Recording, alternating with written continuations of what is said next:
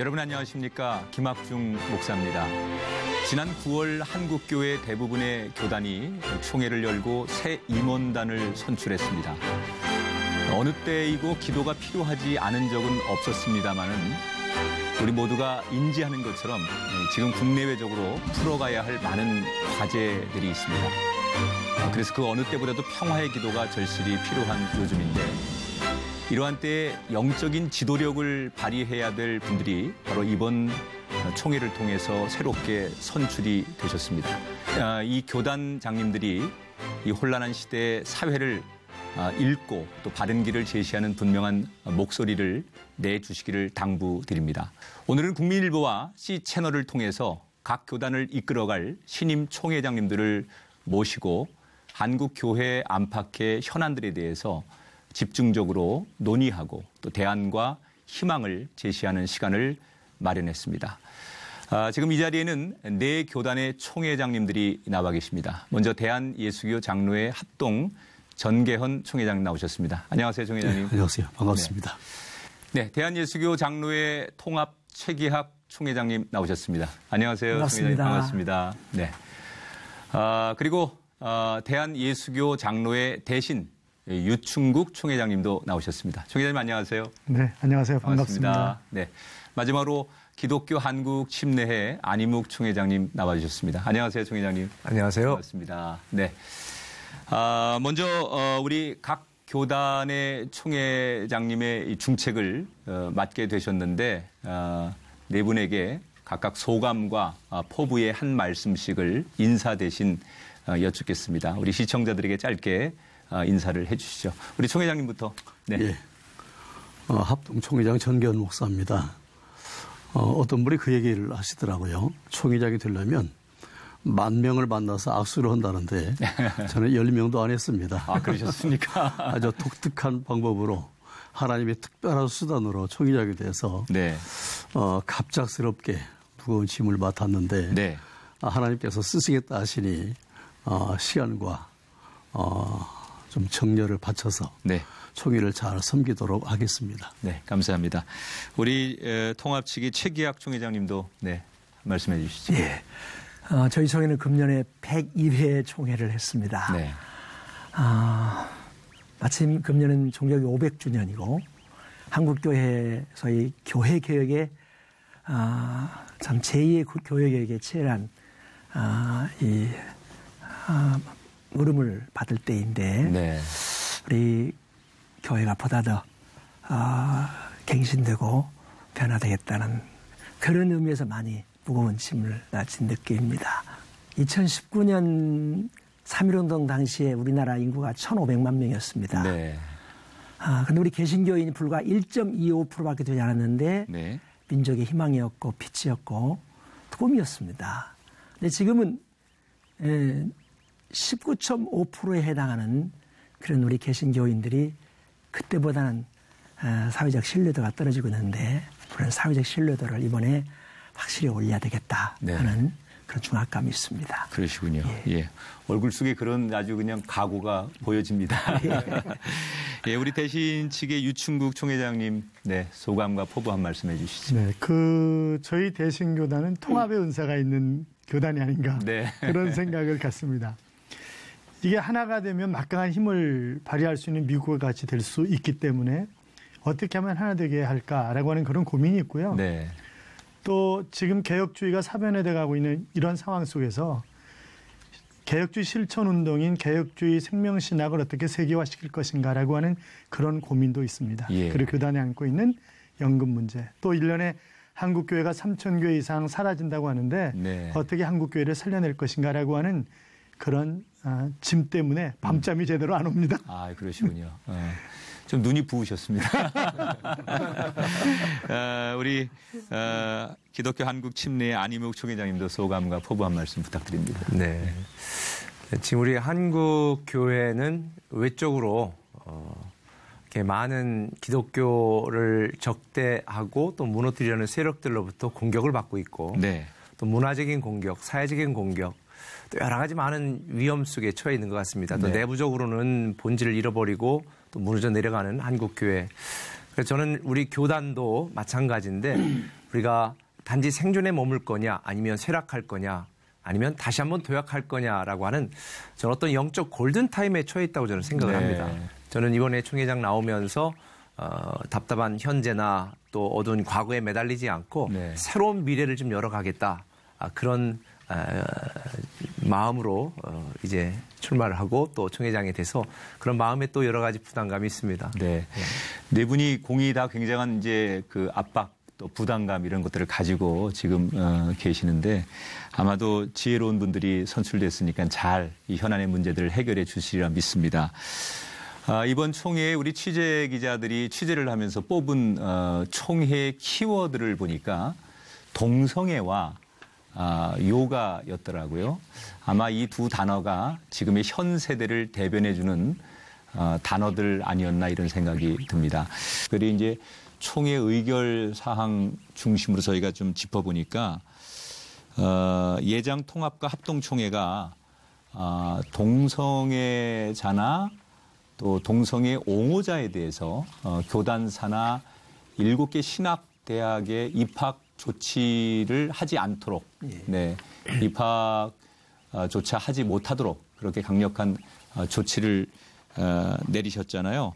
통합 측에서도 이번에 굉장히 신중하게 접근을 하셨죠. 예, 그렇습니다. 어떤 조치를 내리시나요? 그래도 그 성명에 의해서 조치도 하고 헌법 세칙에도 집어넣습니다. 임직을 금지하고 또 신학교 입학을 불허하고 교단의 중요한 직책에 들어올 수 없도록 그렇게 철저히 이거는 동성애 또 동성 결혼 문제가 반성경적이고 반사회적이고 반가정적이라는 것에 대한 아주 엄한 그런 입장을 밝혔습니다. 그러나 죄는 미워하되 죄인은 미워할 수 없는 것처럼 동성애나 동성 결혼은 참 반대하지만 동성애자는 우리가 끝까지 품고 또 시유하고 변화시켜야 될 대상이라고 하는 그 선언 또한 그 앞에 있는 그 강제의 규정보다 훨씬 더 큰 비중으로 다뤘습니다. 대신 측에도 이 문제에 대해서 심각한 논의가 좀 있었습니까? 저희는 작년에 이미 헌법에 동성애 문제를 집어넣습니다. 그래서 그 권징사항으로 출교시키는 문제, 그 다음에 제명시키는 문제, 이제 그런 문제를 헌법에 집어넣고요. 작년에 이미. 그리고 정치사항으로 그 제31조 목사의 직무에 있어서 바로 주례라든지 세례라든지 동성애자들 이거 거부할 수 있도록 그렇게 만들었고 2년 전부터 사회특별대책위원회를 만들어서 저희가 이제 동성애 반대운동 본부라든지 또 퀴어 축제 반대 국민대회 그 사무실이라든지 이런 것을 교단에서 그냥 무료로 사무실을 내놨고요. 그리고 교단에서 이번에도 3천만 원을 배정해서 이 동성애 반대 문제를 적극적으로 앞장서서 일해 나가도록 그렇게 조치를 취해놨습니다. 강력한 문제 제기와 함께 이제 대안책도 지금 교단이 내놓으셨는데 침례교에서도 이 문제가 이번 총회에 좀 다뤄진 걸로 알고 있는데 어떤 얘기들이 오고 갔습니까? 사실 우리가 하나를 타협하고 둘을 타협하기 시작하면 전체 질서가 무너지는 거는 순식간이거든요. 그래서 우리도 교단적으로 동성혼, 동성애 개헌하는 거 절대 반대한다라고 하는 총 결의를 했고 각 교회별로 또 지방회별로 다른 교단들과 연대해서 그런 헌법 개정하는 일에 적극 참여하고 또 반대하고 있습니다. 이 문제는 앞으로 정말 한국 그 교단들이 또 교회가 정말 단호하지만 또 신중하게 대안과 함께 접근해야 될 굉장한 문제이기 때문에 아마 네 분 그 총회장님의 그런 앞으로의 지혜와 또 교단의 정책들을 유심히 한국교회가 바라볼 것 같습니다. 오늘 다룰 주제가 좀 많아서 넘어갈 텐데 요즘 아마 굉장히 그 관심을 갖는 총회장님들의 화두 가운데 하나가 종교인 납세 문제이지 않습니까? 당장 이제 현실로 다가와서 저희들이 납세 문제에 대해서 굉장히 지금 혼란을 겪고 다양한 의견들이 한국교회에 대두되고 있는데 우리 대신교단이 처음으로 전국 설명회를 지금 개최하고 있습니다.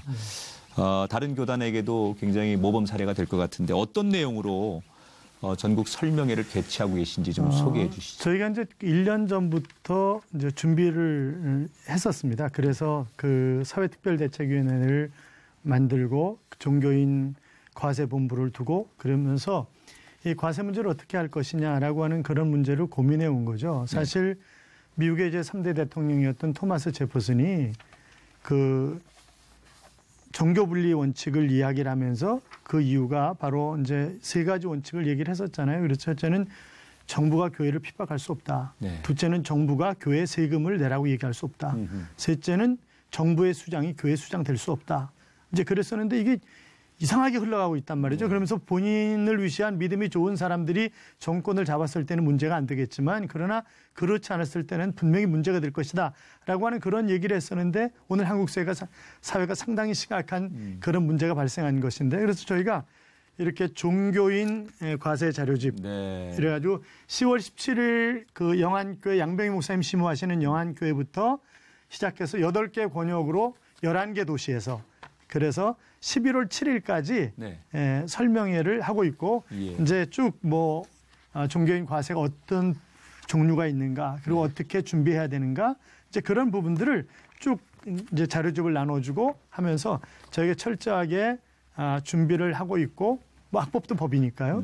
그래서 준비하고 있고 또 뭐 11개 도시뿐만이 아니라 각 노회나 이런 데 필요하면 가서 설명을 해주고 그래서 구체적으로 목회자들이 종교인 과세를 잘 준비하도록 그렇게 하고 있습니다. 그럼 이제 수용을 하면서 우리가 요구하는 사항들에 대한 또 안건을 계속 내고 그렇게 하시는 겁니까? 교단 네, 그렇습니다. 네. 우리 침례교회에서도 기침에서도 이번에 이 문제는 굉장히 중요한 사안으로 다루셔야 되는데 어떤 내용들을 지금 구체적으로 교단 차원에서 준비하고 계십니까? 네, 우리는 이번에 총회할 때에 아예 오전에 우리 국세청에 있는 사무관 초청해서 이 정책에 대한 여러 가지 납세에 대한 부분들을 세미나를 한 2시간 걸쳐 이미 했고요. 그리고 우리가 임원회에서는 그 전담할 수 있는 분들 몇 분에게 지금 위임해서 왜냐하면 아직 정부에서 이 안 자체가 확정이 되지 않았기 때문에 확정되지 않은 걸 가지고 우리가 어떻게 참 하기가 너무 당황스럽더라고요.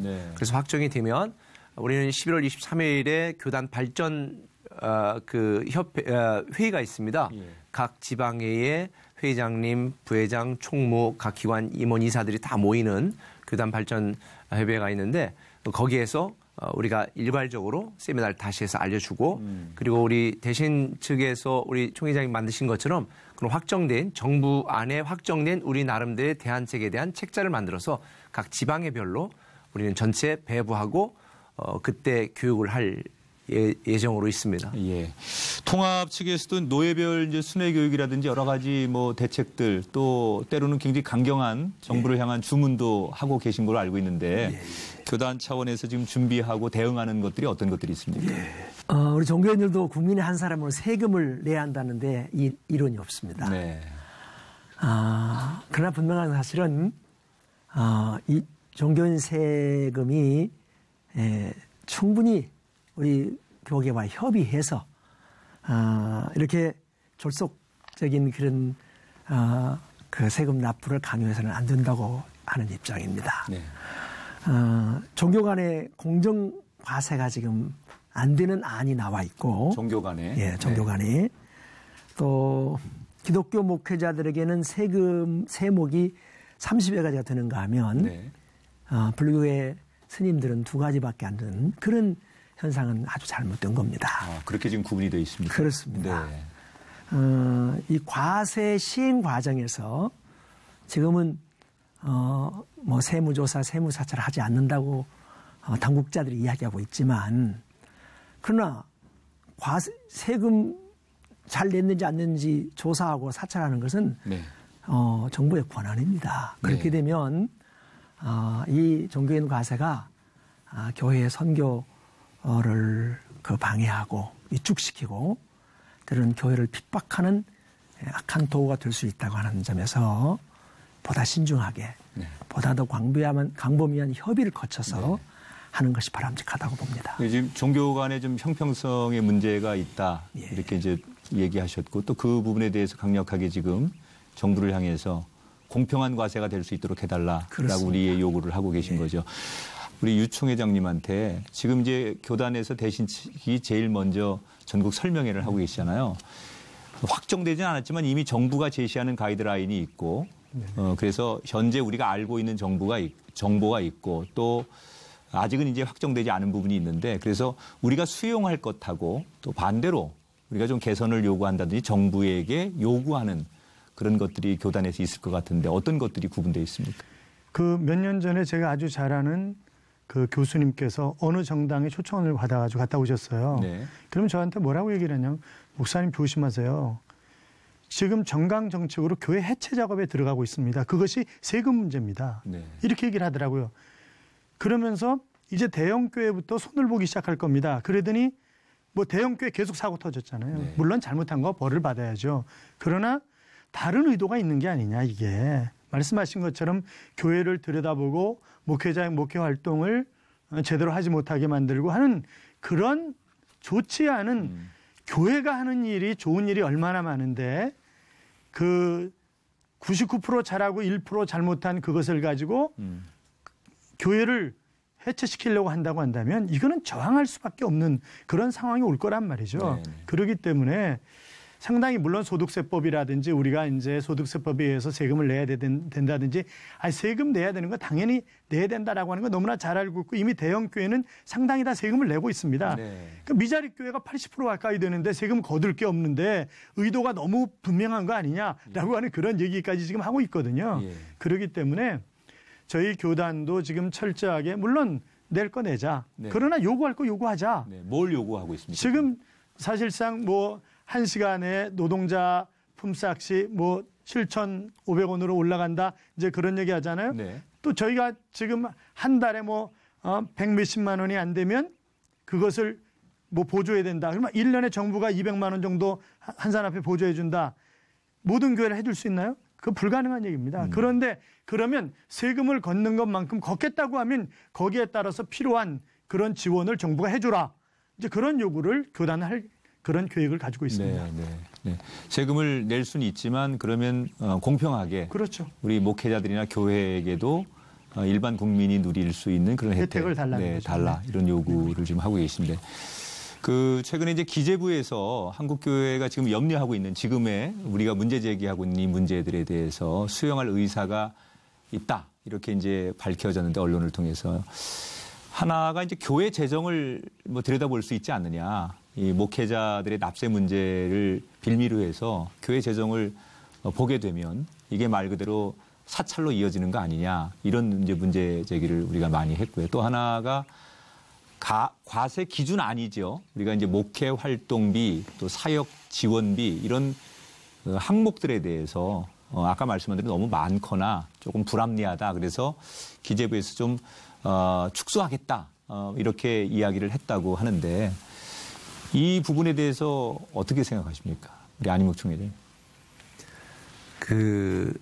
지금 이 공통적으로 저도 뭐 국민의 한 사람으로서 세금을 내야 된다 하는 거에 대해서는 이론의 여지가 없이 네. 맞습니다.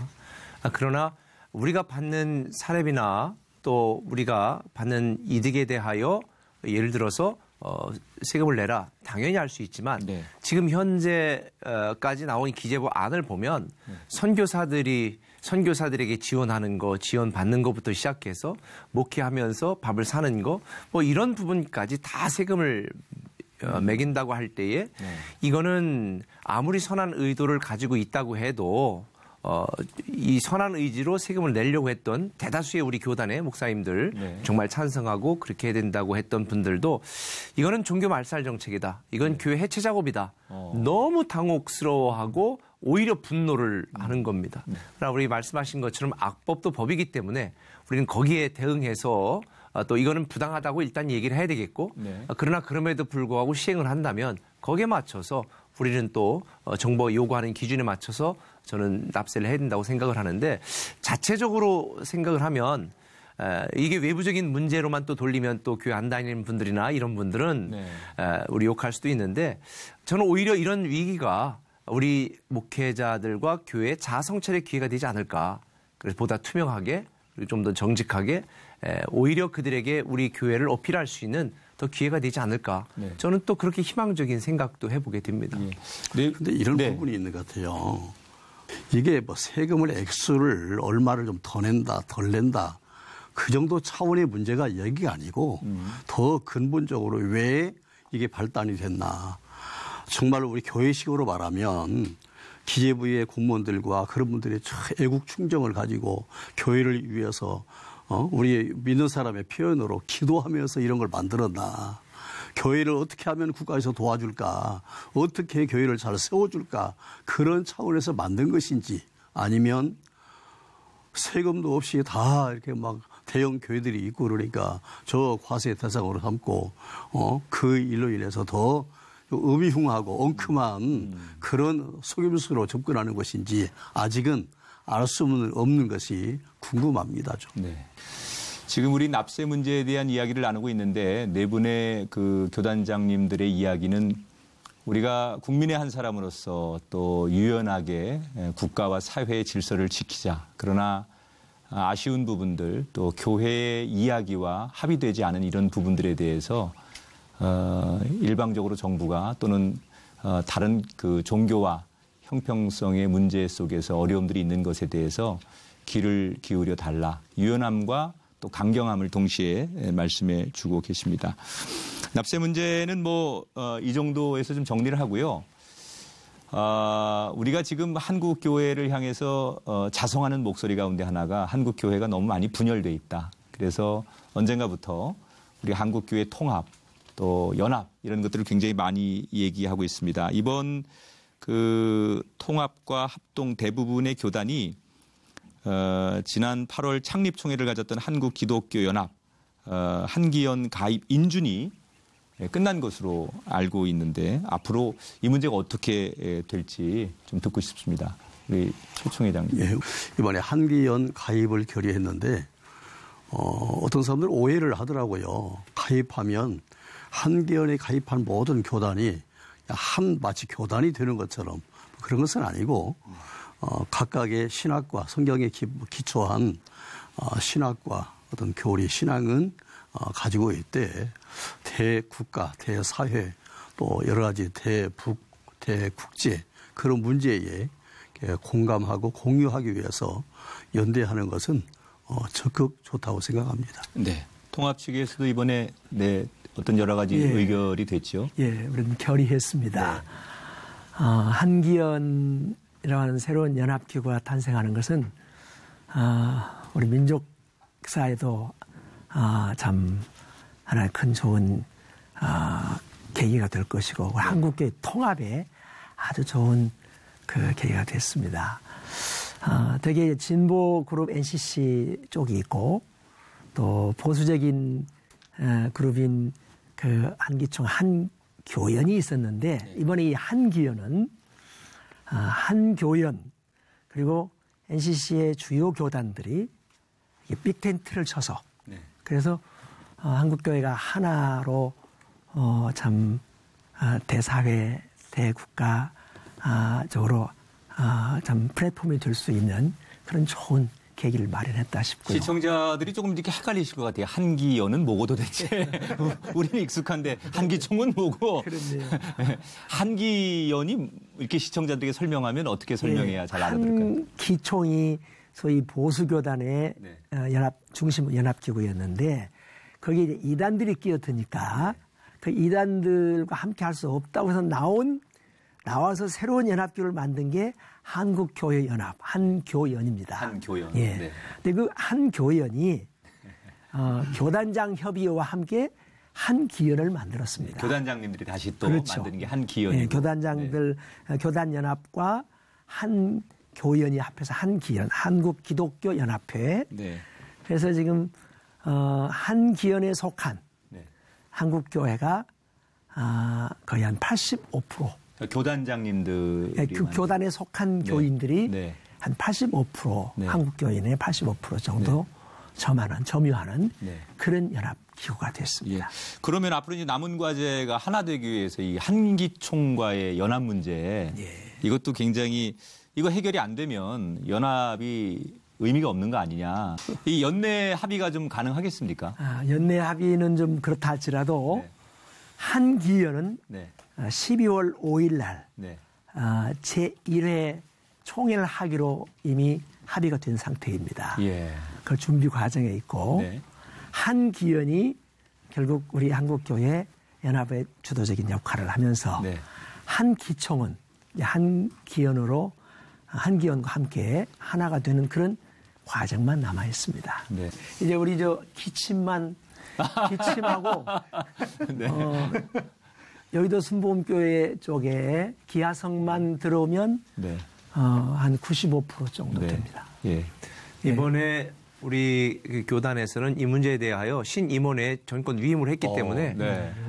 이렇게 전체 이렇게 상황을 보고 한국교단 연합에는 뭐 의의가 없다. 예, 이의가 전혀 없으니까요. 네. 그게 함께 하고 네. 또 해야 된다고 생각을 합니다.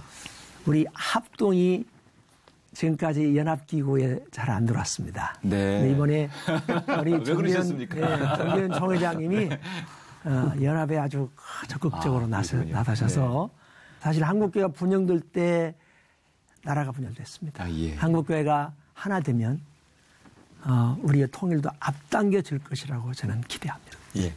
한국교회 하나됨을 많은 분들이 원하고 계시고 특별히 이번에 신임 총회장님들이 그 부분에 대해서 유연하게 방향은 같다. 조금씩의 그래 서로를 배려하면서 한국교회가 하나 되기를 노력하겠다라고 하는 네 분의 교단장님들의 이야기를 들으면서 많은 한국교회 교인들이 활짝 웃고 기뻐하지 않을까 그런 생각을 합니다. 이번 이제 총회를 접하면서 많은 분들이 좀 그 총회가 끝난 교단을 향해서 아쉬워하는 목소리들이 좀 몇 가지 있었습니다. 그 중에 하나가 지금 한반도에 굉장히 군사적인 긴장 상황들이 계속되고 있는데 이런 문제에 대해서 뜨거운 논의가 좀 없지 않았었느냐. 교단의 문제라든지 교회 현실의 문제에 너무 많이 시간을 할애하다 보니 정말 국가적인 위기의 문제에 대해서 교단이 뜨거운 이야기를 나누지 못한 것에 대해서 좀 아쉽다 이런 목소리들이 좀 있었습니다.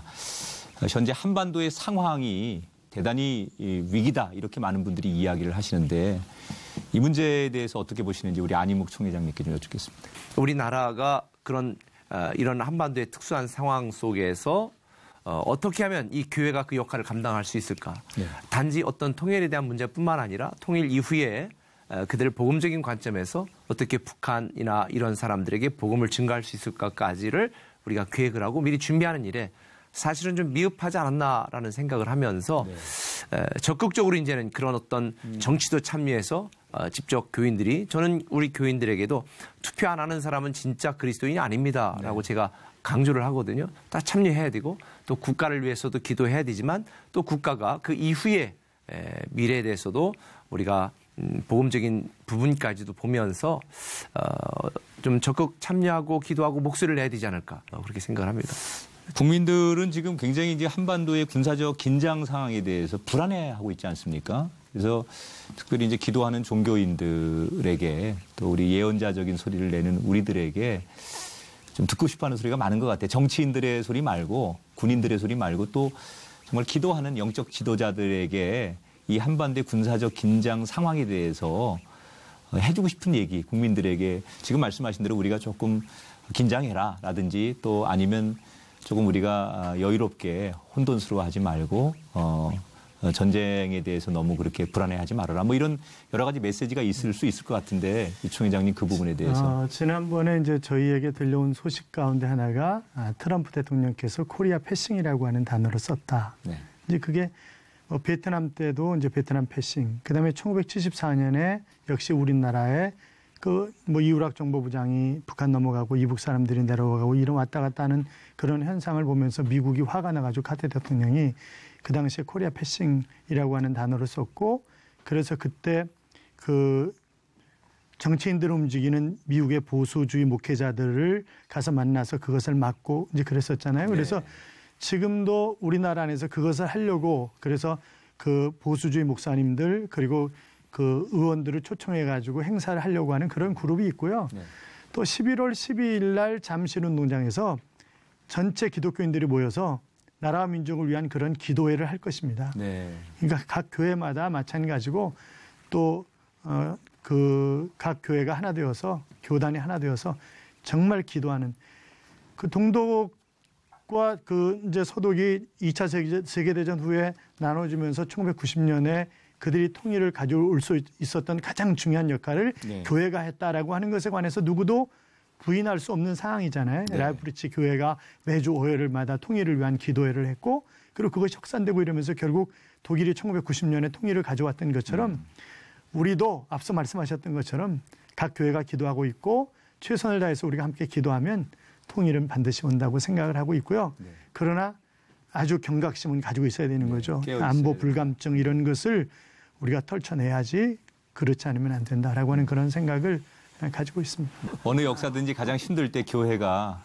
그 근간을 이루고 또 버텨내는 힘이 되었으니까 지금 이 남북의 문제라든지 또 한반도에 비춰진 여러 가지 어려운 정세들에 대해서 한국 교회와 또 교단 그리고 우리 교인들께서 지금 주시는 말씀 앞에 겸손히 엎드리고 또 깨어 기도하고 이런 것들이 필요하지 않을까 생각합니다.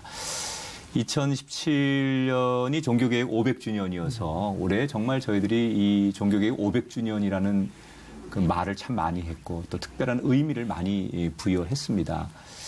아마 교단별로도 굉장히 행사들을 많이 하신 걸로 알고 있는데 올 한 해 저희가 가장 많이 들었던 그 말씀 가운데 하나가 돌아가자라는 말 그리고 개혁이라는 이 두 단어였던 것 같습니다.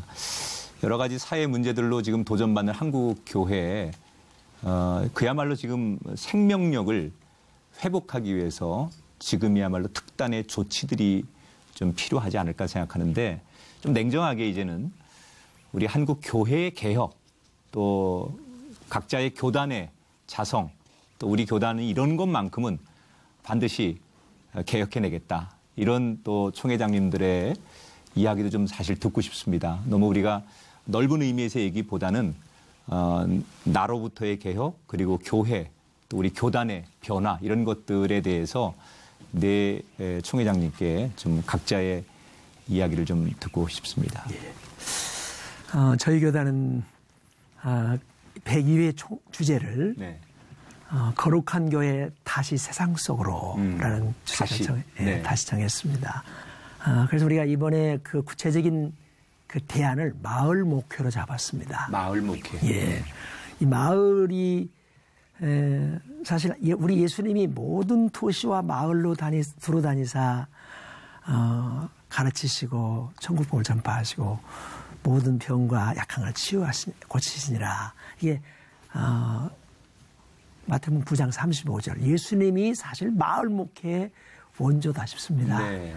그동안 우리가 교회가 마을과 이렇게 교리의 담을 쌓고 마을하고 좀 거룩성이라는 담을 쌓고 마을과 좀 격리된 그래서 그 마을이 교회를 필요로 하는 그런 교회가 되지 못했습니다. 네. 이제 마을 밀착형 또 마을이 필요로 하는 또 마을 자체가 우리 교회이고 우리 주민이 사는 마을도 함께 구원하고 네. 이 사회도 함께 구원해 나가자고 하는 그런 큰 스펙트럼을 가지고 이 금년의 주제를 세워가는 마을 밀착형의 목회라고 하는 것은 그동안 그렇게 하지 못한 것에 대한 자성과 또 대안을 내놓으면서 그런 세상 속으로 들어가는 교회, 교단 이런 각오를 말씀해 주셨습니다.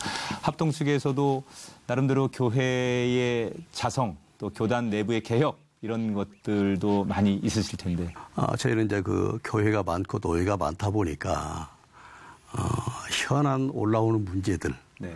우리가 밝힐 수는 없지만 총회가 안고 있는 매년 해결되지 않고 계속의 파토 넘어오는 문제들이 고질적인 부분이 몇 가지 있습니다. 네.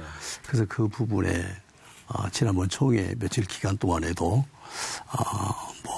해제할 사람 해제하고 풀어줄 사람 풀어주고 그 화합과 개혁의 총회다라고 별명이 붙었던데 어떻든 우리 교단 보니까 서로 옳은 거 주장하고 주장하기는 하는데 다 나는 옳고 너는 다 안 되고 내 것은 좋고 너는 안 되고 하는 식의 너무나 극과 극의 대립이 심해서 그러면 좀 화합을 위해서 노력을 합니다.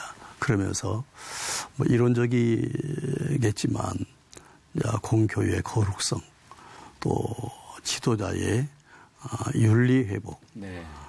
우리 통합총회장 말씀하신 것처럼 우리 칼빈이 당회와 시의회를 가지고 제네바를 이렇게 바꾸었는데 우리는 왜 좋은 신앙적인 고백이 있고 신학이 있고 교리가 있고 다 있는데 왜 학교 강단 안에 갇혀 있고 교회 우물 안에 갇혀 있나.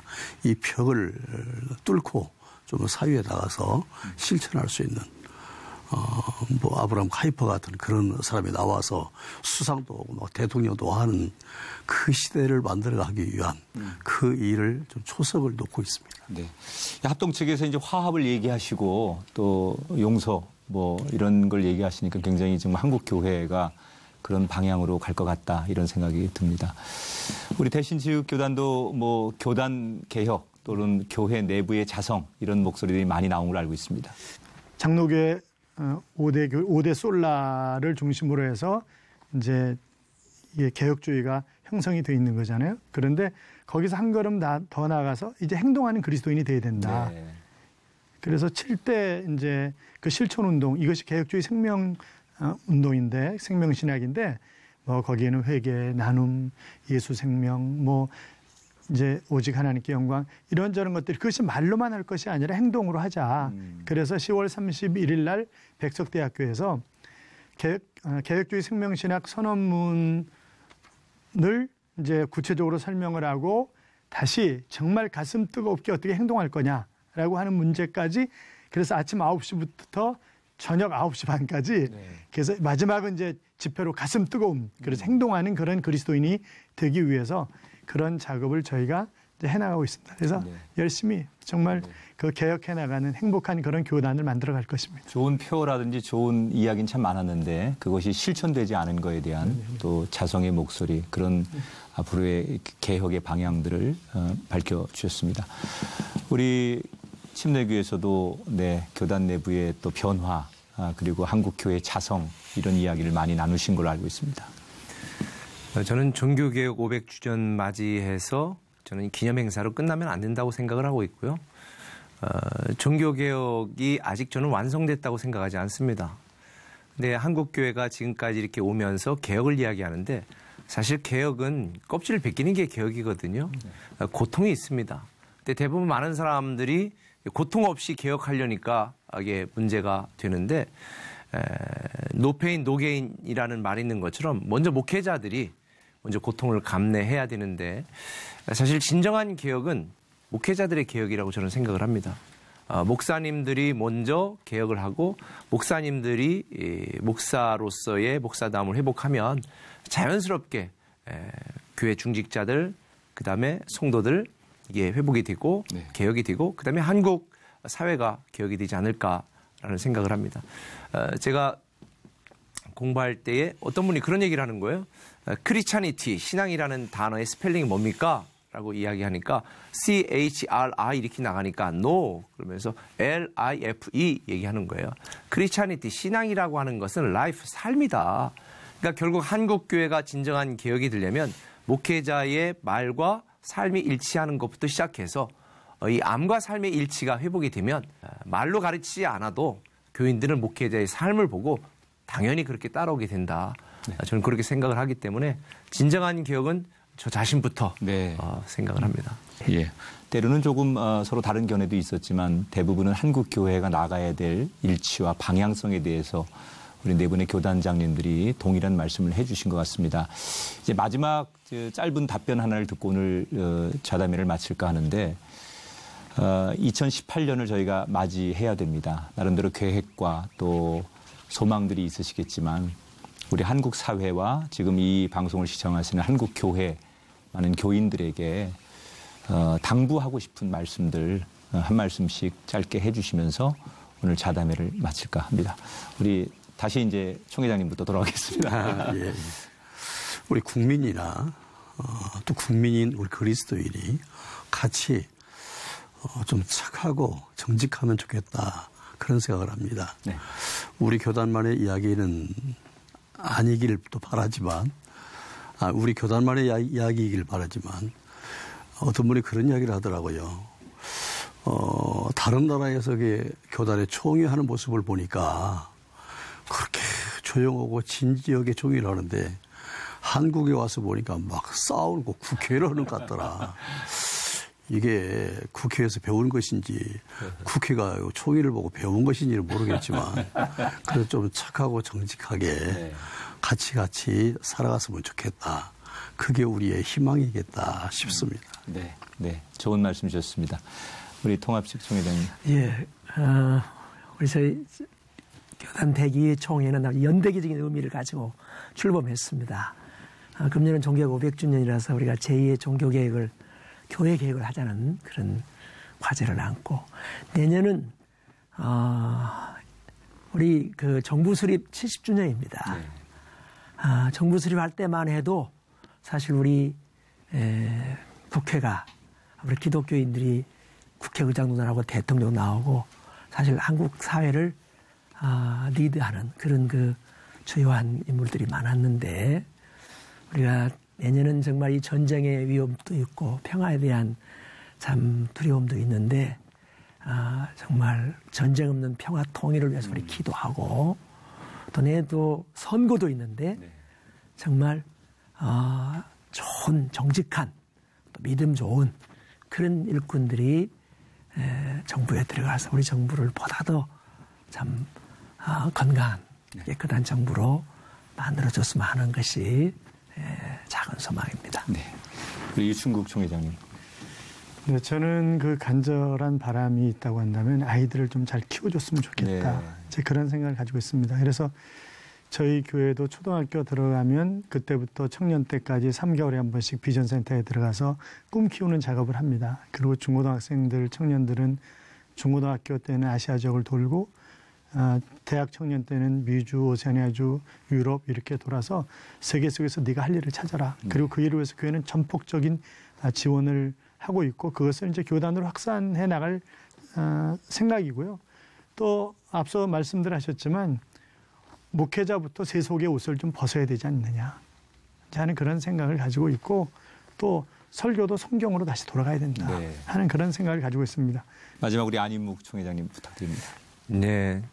지금 우리 한국 교회나 모든 신앙이 위기입니다. 그렇다면 이런 위기 상황 속에 미래를 내다보고 결국 과거가 오늘을 만들었다면 오늘이 또 내일을 만들지 않습니까? 네. 그래서 우리는 우리가 꿈꾸는 그런 미래를 지금부터 준비해야 되겠다. 많은 사람들이 현세적인 신앙, 기복적인 오늘의 신앙에 우리가 몰두하고 있는데 지금은 조금 힘들고 어려워도 우리가 미래를 준비하고 나가야 되겠다. 그래서 미래를 준비하지 않는 건 전 실패를 준비하는 것이다라고 생각을 합니다. 그래서 미래를 위해 오늘 저는 준비해야 되겠고 저 개인적인 바람은 제가 수많은 사람들을 다 구원할 수는 없지만 그러나 누군가 단 한 사람에게라도 내가 희망의 증거가 되고 축복의 통로가 됐으면 좋겠다. 이런 마음으로 우리 모두가 살아간다면 뭐 종교개혁 완성되지 않겠습니까? 네. 본질적인 부분에 대해서 우리 한국교회가 또 자기의 역할들을 감당하면 좋겠다 이런 당부의 말씀을 주셨습니다. 네, 국민일보와 C채널이 함께한 특집 좌담 교단장에게 듣는다. 길지 않은 시간이었습니다만 아주 의미 있는 이야기를 많이 나누었습니다. 바라기는 오늘 나눈 이 내용들이 신임 총회장님들의 임기 동안 성실히 이행될 수 있기를 기대해 봅니다. 더불어 한국교회가 이 사회의 희망이 되기를 다시 한번 간절히 두 손 모아 기도하며 바랍니다. 오늘 특집 좌담으로 함께해 주신 우리 전계현 총회장님, 최기학 총회장님, 유충국 총회장님, 안인묵 총회장님 네 분께 감사드리고 끝까지 시청해 주신 여러분께 고맙다는 말씀 드립니다. 여러분 고맙습니다.